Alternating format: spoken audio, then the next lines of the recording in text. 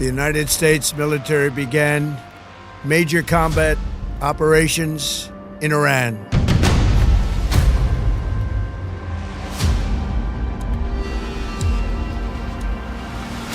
This terrorist regime can never have a nuclear weapon. I'll say it again. They can never have a nuclear weapon. ನನ್ನೆಲ್ಲ ಪ್ರೀತಿಯ ವೀಕ್ಷಕರಿಗೆ ಅರಿವಿನ ಅಲೆ ಚಾನೆಲ್ಗೆ ಸ್ವಾಗತ. ಇಂದು ಮಿಡಲ್ ಈಸ್ಟ್ನಲ್ಲಿ ಸಿಚುವೇಶನ್ ತುಂಬಾ ಟೆನ್ಸ್ ಆಗಿದೆ. ಇರಾನ್ ಅಟ್ಯಾಕ್ ಮಾಡಿದ ನಂತರ ಅಂತರೂ ವೆಸ್ಟರ್ನ್ ಮೀಡಿಯಾ ಏನು ಹೇಳ್ತಿದೆ ಗೊತ್ತಾ? ಅವರು ಇರಾನನ್ನು ಆಲ್ಮೋಸ್ಟ್ ಒಂದು ಈವಿಲ್ ಕಂಟ್ರಿ ಅಂತ ಪೋರ್ಟ್ರೇ ಮಾಡಿದ್ದಾರೆ. Iran's supreme leader is dead, one of the most evil people in history. Our objective is to defend the American people by eliminating imminent threats from the Iranian regime, a vicious group of terrible people. America ಮತ್ತು Israel ಸೇರಿ ಇರಾನ್ನ ಮೇಲೆ air strike campaign ಶುರು ಮಾಡಿಬಿಟ್ಟಿದೆ. ಅದಕ್ಕೆ response ಆಗಿ Iran ಕೂಡ middle ಈಸ್ಟ್ನಲ್ಲಿ ಹಲವು ಕಡೆ ಅಟ್ಯಾಕ್ ಮಾಡಿತ್ತು. ವೆಸ್ಟರ್ನ್ ಮೀಡಿಯಾ ಏನು ಹೇಳ್ತಿದೆ ಗೊತ್ತಾ? ಇರಾನ್ ಟೆರರಿಸ್ಟ್ಗೆ ಮನಿ ಕೊಡ್ತಿದೆ, ಇರಾನ್ ನ್ಯೂಕ್ಲಿಯರ್ ಬಾಂಬ್ ಬಿಲ್ಡ್ ಮಾಡ್ತಿದೆ, ಇರಾನ್ ವರ್ಲ್ಡನ್ನು ವಾರ್ ಕಡೆ ಪುಷ್ ಮಾಡ್ತಿದೆ. ಅಂದರೆ ಇರಾನ್ ಒಂದು ಡೇಂಜರಸ್ ನೇಷನ್ ಅಂತ ವರ್ಲ್ಡ್ಗೆ ಕನ್ವಿನ್ಸ್ ಮಾಡಲಾಗಿದೆ. ಆದರೆ ಸ್ನೇಹಿತರೆ, ಈ ಸ್ಟೋರಿಯಲ್ಲಿ ಒಂದು ಟ್ವಿಸ್ಟ್ ಇದೆ. ಏನಪ್ಪ ಅಂದರೆ, ಇಂದಿನ ಅಮೇರಿಕ ಇರಾನನ್ನು ಟೆರರಿಸ್ಟ್ ಕಂಟ್ರಿ ಅಂತ ಹೇಳ್ತಿದೆ. ಆದರೆ ಒಂದು ಕಾಲದಲ್ಲಿ ಅಮೇರಿಕ ಮತ್ತು ಇರಾನ್ ಬೆಸ್ಟ್ ಫ್ರೆಂಡ್ಸ್ ಆಗಿದ್ರು. ಹೌದು, ಬೆಸ್ಟ್ ಫ್ರೆಂಡ್ಸ್. ಇಂದಿನ ಅಮೇರಿಕ ಇರಾನನ್ನು ಡೆಸ್ಟ್ರಾಯ್ ಮಾಡಬೇಕು ಅಂತ ಹೇಳ್ತಿದೆ.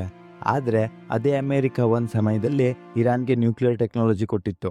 ಇನ್ನೊಂದು ಇಂಟ್ರೆಸ್ಟಿಂಗ್ ಪಾಯಿಂಟ್ ಏನಂದರೆ, ಒಂದು ಕಾಲದಲ್ಲಿ ಅಮೇರಿಕ ತನ್ನ ಎಂಟೈರ್ ಎಕಾನಮಿಯನ್ನು ಇರಾನ್ನ ಆಯಿಲ್ ಮೇಲೆ ರನ್ ಮಾಡ್ತಿತ್ತು. ಇಷ್ಟೆಲ್ಲ ಇದ್ಮೇಲೆ ಎಲ್ಲರಿಗೂ ಒಂದು ಪ್ರಶ್ನೆ ಬಂದೇ ಬರುತ್ತೆ. ಒಮ್ಮೆ ಬೆಸ್ಟ್ ಫ್ರೆಂಡ್ಸ್ ಆಗಿದ್ದ ಅಮೇರಿಕ ಮತ್ತು ಇರಾನ್ ಇಂದು ಹೇಗೆ ಬಿಟರ್ ಎನಿಮೀಸ್ ಆಗಿಬಿಟ್ರು ಅಂತ. ಈ ಸ್ಟೋರಿಯಲ್ಲಿ ಅಮೇರಿಕ ಹಿಪೋಕ್ರಸಿ ಹೇಗೆ ಕಾಣುತ್ತದೆ ಮತ್ತು ಜಿಯೋಪೊಲಿಟಿಕಲ್ ಕಾನ್ಫ್ಲಿಕ್ಟ್ನಿಂದ ನಾವು ಏನನ್ನ ಲರ್ನ್ ಮಾಡಬೇಕು, ಇವತ್ತಿನ ವಿಡಿಯೋದಲ್ಲಿ ನಾವು ಇದನ್ನು ಡೀಟೇಲ್ ಆಗಿ ನೋಡೋಣ. ಈ ವಿಡಿಯೋ ತುಂಬ ಸ್ವಾರಸ್ಯಕರವಾಗಿದೆ, ಸೊ ಕೊನೆ ತನಕ ನೋಡಿ ಸ್ನೇಹಿತರೆ. ಲೇಟ್ ಮಾಡದೆ ವಿಡಿಯೋ ಒಳಗಡೆ ಹೋಗೋಣ.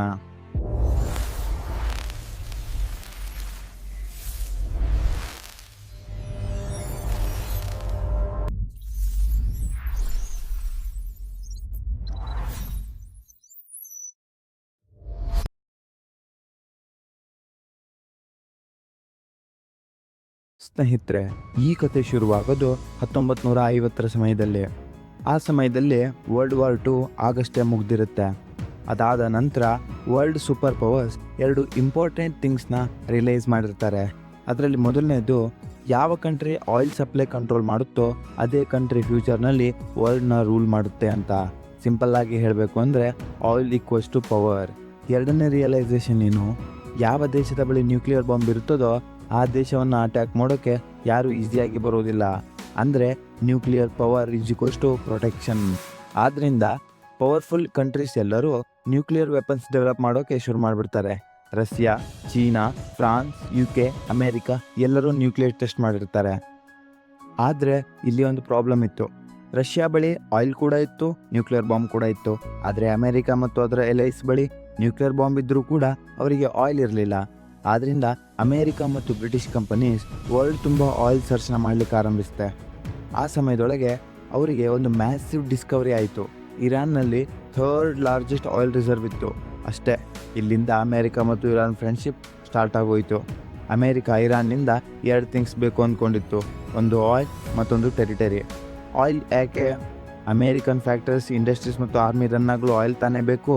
ಸೊ ಅದಕ್ಕೆ ಅವರು ಆಯಿಲ್ ಬೇಕು ಅಂತ ಇರಾನ್ನೊಂದಿಗೆ ಫ್ರೆಂಡ್ಶಿಪ್ ಮಾಡ್ತಾರೆ.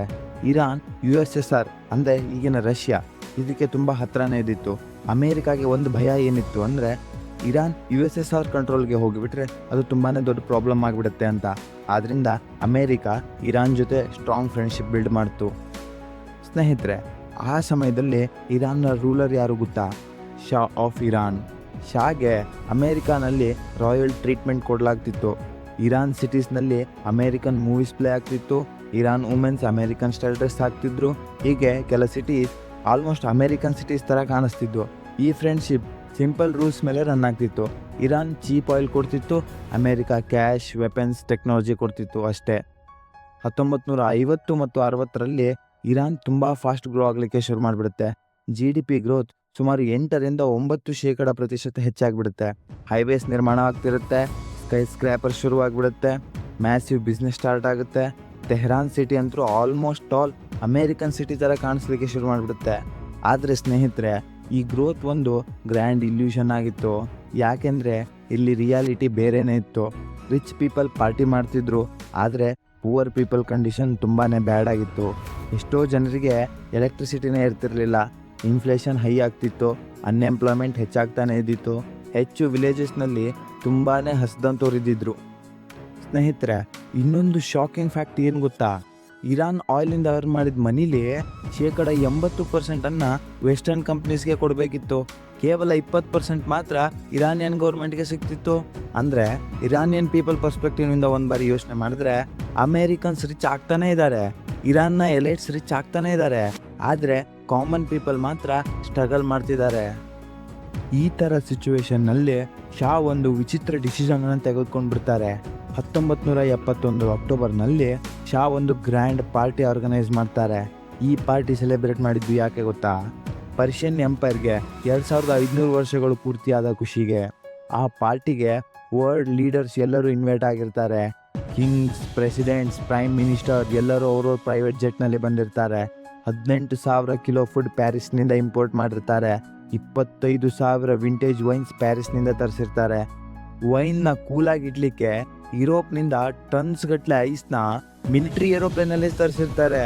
15,000 ಟ್ರೀಸ್ನ, ಸಾವಿರಾರು ಫ್ಲವರ್ಸ್ನ ಯುರೋಪ್ನಿಂದ ತರಿಸಿರ್ತಾರೆ.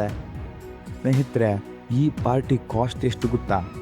$100 ಮಿಲಿಯನ್. 1971ರಲ್ಲಿ $100 ಮಿಲಿಯನ್ ಅಂದರೆ ಇಂದಿನ $800 ಮಿಲಿಯನ್ ಸಮ. 7,000 ಕೋಟಿಗೂ ಹೆಚ್ಚು ದುಡ್ಡು ಗುರು.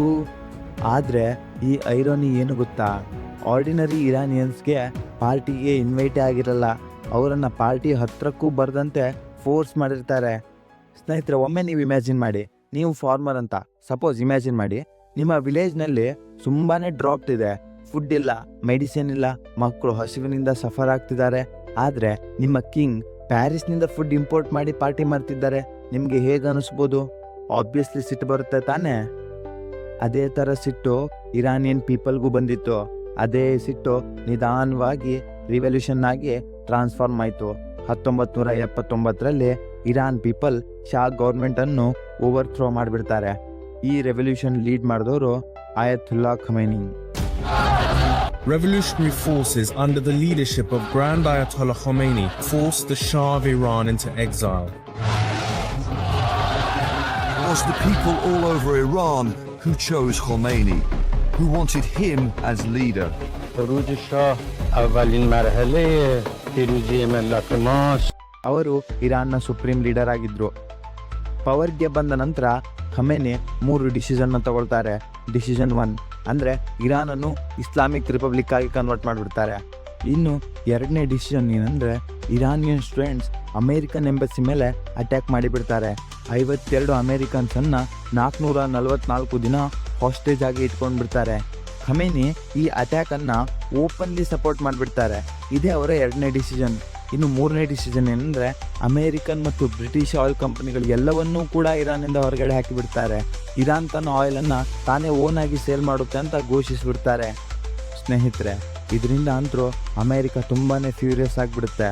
ಅಮೇರಿಕ ಸುಮಾರು $12 ಬಿಲಿಯನ್ ವರ್ತಿರುವಂಥ ಇರಾನಿಯನ್ ಅಸೆಟ್ಸ್ನ ಫ್ರೀಸ್ ಮಾಡಿಬಿಡುತ್ತೆ. ಅದಾದ ನಂತರ ಅಮೇರಿಕ ಒಂದು ದಿಟ್ಟ ಹೆಜ್ಜೆ ಇಟ್ಟುಬಿಡುತ್ತೆ.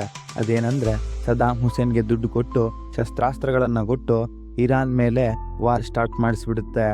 ಅಲ್ಲೇ ಶುರುವಾಗೋದು ನೋಡಿ 1980ರ ಇರಾನ್-ಇರಾಕ್ ವಾರ್. ಸ್ನೇಹಿತರೆ, ಈ ವಾರ್ 8 ವರ್ಷಗಳ ಕಾಲ ನಡೆಯುತ್ತೆ. ಸುಮಾರು 5 ಲಕ್ಷಕ್ಕೂ ಹೆಚ್ಚು ಜನ ಸತ್ತೋಗ್ತಾರೆ. ಇದು 20ರ ದಶಕದ ಅತ್ಯಂತ ದೊಡ್ಡ ಯುದ್ಧ ಅಂತಾನೆ ಹೇಳ್ಬೋದು. ಸ್ನೇಹಿತರೆ, ಆ ಸಮಯದಲ್ಲಿ ಅಮೇರಿಕ ಸದಾಮ್ ಹುಸೇನ್ಗೆ ಸಪೋರ್ಟ್ ಮಾಡಿತ್ತು. ಆದರೆ ನಂತರ ಸದಾಮ್ ಹುಸೇನ್ ಕುವೈತ್ ಮೇಲೆ ಅಟ್ಯಾಕ್ ಮಾಡಿದಾಗ ಅಮೇರಿಕ 30ಕ್ಕೂ ಹೆಚ್ಚು ಕಂಟ್ರಿಗಳನ್ನು ಸೇರಿಸಿ ಇರಾಕ್ನ ಡಿಸ್ಟ್ರಾಯ್ ಮಾಡ್ತು. 2006ರಲ್ಲಿ ಸದಾಮ್ ಹುಸೇನ್ನ ಪಬ್ಲಿಕಲ್ಲಿ ನೇಣಗಂಬಕ್ಕೆ ಏರಿಸ್ತಾರೆ. ಹಾಗಿದ್ರೆ ಏನಪ್ಪ ಇರಾನ್ಗೆ ಕಾಡ್ತಿರ್ತಕ್ಕಂಥ ಭಯ? ಸ್ನೇಹಿತರೆ, ಒಂದ್ಸಾರಿ ಏನಾದರೂ ನೀವು ಇರಾನ್ನ ಪರ್ಸ್ಪೆಕ್ಟಿವ್ ಇಂದ ನೋಡಿದ್ರೆ ಅಮೇರಿಕ ಅವರ ಎಕಾನಮಿನ ಡಿಸ್ಟ್ರಾಯ್ ಮಾಡ್ತು, ಎನಿಮೀಸ್ಗೆ ಸಪೋರ್ಟ್ ಕೊಡ್ತು. ಹೀಗಾಗಿ ಇರಾನ್ ಒಂದು ಡಿಸಿಷನ್ ತೆಗೆದುಕೊಳ್ತಾರೆ. ಅದೇನಂದ್ರೆ 1984 ನಂತರ ಇರಾನ್ ಸೀಕ್ರೆಟ್ ಆಗಿ ನ್ಯೂಕ್ಲಿಯರ್ ಬಾಂಬ್ ಪ್ರೋಗ್ರಾಮ್ನ ಸ್ಟಾರ್ಟ್ ಮಾಡಿಬಿಡುತ್ತೆ. ಈ ರೀತಿಯ ಸಂದರ್ಭದಲ್ಲಿ ಅಮೆರಿಕ ಪ್ರಾಕ್ಟಿಕಲಿ ಇರಾನನ್ನು ಸುತ್ತುವರೆದು ಬಿಡುತ್ತೆ. ವೆಸ್ಟ್ ಸೈಡ್ ಇರಾಕ್ನಲ್ಲಿ ಸುಮಾರು 1,50,000 ತನ್ನ ಸೈನಿಕ ಪಡೆಗಳನ್ನು ಕಳಿಸುತ್ತೆ. ಈಸ್ಟ್ ಸೈಡ್ ನೋಡಿದ್ರೆ ಅಫ್ಘಾನಿಸ್ತಾನ್ಗೆ 1,00,000 ಸೈನಿಕ ಪಡೆಗಳನ್ನು ಕಳಿಸುತ್ತೆ. ಇನ್ನು ಸೌತ್ನಲ್ಲಿ US ನೇವಿಯವರು ಪರ್ಷಿಯನ್ ಗಲ್ಫ್ ಕಡೆಯಿಂದ ಬರ್ತಾರೆ. ಇನ್ನು ವೆಸ್ಟ್ ಕಡೆ ನೋಡಿದ್ರೆ ಇಸ್ರೇಲ್ ಬಳಿ 90 ನ್ಯೂಕ್ಲಿಯರ್ ಬಾಂಬ್ಸ್ ಇದೆ. ಇನ್ನು ಸೌದಿ ಅರೇಬಿಯಾ UAE ಕೂಡ US ಸೈಡ್ ನಿಂತು ಬಿಡುತ್ತೆ. ಈಗ ಇರಾನ್ ಕಂಪ್ಲೀಟ್ ಆಗಿ US ಕಡೆಯಿಂದ ಸುತ್ತುವರಿಯಲ್ಪಡುತ್ತೆ. ಇನ್ನು 2015ರಲ್ಲಿ 2 ದೇಶಗಳು ಅವರೊಂದಿಗೆ ಡೀಲ್ ಮಾಡ್ಕೊಂಡ್ಬಿಡುತ್ತೆ. ಬರಾಕ್ ಒಬಾಮಾ ಇರಾನ್ ಜೊತೆ ನ್ಯೂಕ್ಲಿಯರ್ ಡೀಲ್ನ ಮಾಡ್ತಾರೆ. ಅಮೆರಿಕ ಸ್ಯಾಂಕ್ಷನ್ಸ್ನ ರಿಮೂವ್ ಮಾಡುತ್ತೆ. ಇರಾನ್ ನ್ಯೂಕ್ಲಿಯರ್ ಎನ್ರಿಚ್ಮೆಂಟ್ನ ಸ್ಟಾಪ್ ಮಾಡುತ್ತೆ. ಎವ್ರಿಥಿಂಗ್ ಆಲ್ಮೋಸ್ಟ್ ಫೈನ್ ಆಗಿಬಿಡುತ್ತೆ. ಆದರೆ 2018ರಲ್ಲಿ ಡೊನಾಲ್ಡ್ ಟ್ರಂಪ್ ಈ ಡೀಲ್ನ ಕ್ಯಾನ್ಸಲ್ ಮಾಡಿಬಿಡ್ತಾರೆ. ಮತ್ತೆ ಸ್ಯಾಂಕ್ಷನ್ಸನ್ನು ಇಂಪೋಸ್ ಮಾಡ್ತಾರೆ. ಸೊ ಡೊನಾಲ್ಡ್ ಟ್ರಂಪ್ ಈ ಥರ ಮಾಡಿದ್ಮೇಲೆ ಇರಾನ್ ಹೇಳುತ್ತೆ, ನಾವು we will build nuclear bomb. ಈಗ ನೋಡಿ, ಮಿಡಲ್ ಈಸ್ಟ್ನಲ್ಲಿ ಆಗ್ತಿರೋ ಯುದ್ಧಕ್ಕೆ ಕಾರಣ ಇದೆ. ಇಷ್ಟೋ ತನಕ ಈ ಸ್ಟೋರಿನ ಕೇಳಿದ್ವಲ್ಲ ಸ್ನೇಹಿತರೆ, ಈ ಸ್ಟೋರಿ ನಮಗೆ ಒಂದು ಪವರ್ಫುಲ್ ಲೆಸನ್ನ ಕೊಡುತ್ತೆ. ಜಿಯೋ ಪಾಲಿಟಿಕ್ಸ್ನಲ್ಲಿ ಪರ್ಮನೆಂಟ್ ಫ್ರೆಂಡ್ಸ್ ಇರೋದಿಲ್ಲ, ಪರ್ಮನೆಂಟ್ ಎನಿಮೀಸ್ ಕೂಡ ಇರೋದಿಲ್ಲ. ಇಲ್ಲಿ ಇರೋದು ಒಂದೇ, ಅದೇ ಪರ್ಮನೆಂಟ್ ಇಂಟ್ರೆಸ್ಟ್. ಈಗ ಇಸ್ರೇಲ್ ಮತ್ತು US ಪರ್ಸ್ಪೆಕ್ಟಿವ್ ಇಂದ ನೋಡಿದ್ರೆ ಅವ್ರು ಮಾಡ್ತಿರೋದು ಸರಿ, ಅದೇ ಇರಾನ್ನ ಪರ್ಸ್ಪೆಕ್ಟಿವ್ ಇಂದ ನೋಡಿದ್ರೆ ಇವ್ರು ಮಾಡ್ತಿರೋದು ಸರಿ. ಇದೆಲ್ಲ ನೋಡಿದ್ಮೇಲೂ ನಮಗೆ ಕಾಡೋದು ಒಂದೇ ಪ್ರಶ್ನೆ, ಅದೇನಂದ್ರೆ ಈ ಕಾನ್ಫ್ಲಿಕ್ಟ್ ಡಿಪ್ಲೊಮ್ಯಾಟಿಕ್ ಸೊಲ್ಯೂಷನಲ್ಲಿ ಎಂಡ್ ಆಗುತ್ತಾ ಅಥವಾ ಇದು ಫ್ಯೂಚರ್ನಲ್ಲಿ ವರ್ಲ್ಡ್ ವಾರ್ ಆಗುತ್ತಾ ಅಂತ. ಸೊ ಇದಿಷ್ಟು ಇರಾನ್ನ ಹಿಂದಿನ ಕಥೆಯಾಗಿತ್ತು ಫ್ರೆಂಡ್. ಮಾಹಿತಿ ಏನಾದರೂ ಇಷ್ಟ ಆಗಿದ್ರೆ ಲೈಕ್ ಮಾಡಿ, ಕಾಮೆಂಟ್ ಮಾಡಿ ಮತ್ತು ನಿಮ್ಮ ಸ್ನೇಹಿತರೊಂದಿಗೆ ಶೇರ್ ಮಾಡಿ. ಹಾಗೆ ಇದೇ ಮೊದಲನೇ ಬಾರಿಗೆ ನನ್ನ ಚಾನಲ್ಗೆ ಬಂದಿದ್ರೆ ಚಾನಲನ್ನು ತಪ್ಪದೇ ಸಬ್ಸ್ಕ್ರೈಬ್ ಮಾಡಿ ಮತ್ತು ಬೆಲ್ ಐಕಾನ್ ಕ್ಲಿಕ್ ಮಾಡಿ. ಧನ್ಯವಾದಗಳು. ಇನ್ನೊಂದು ವರದಿಯೊಂದಿಗೆ ಮತ್ತೆ ಸಿಗೋಣ.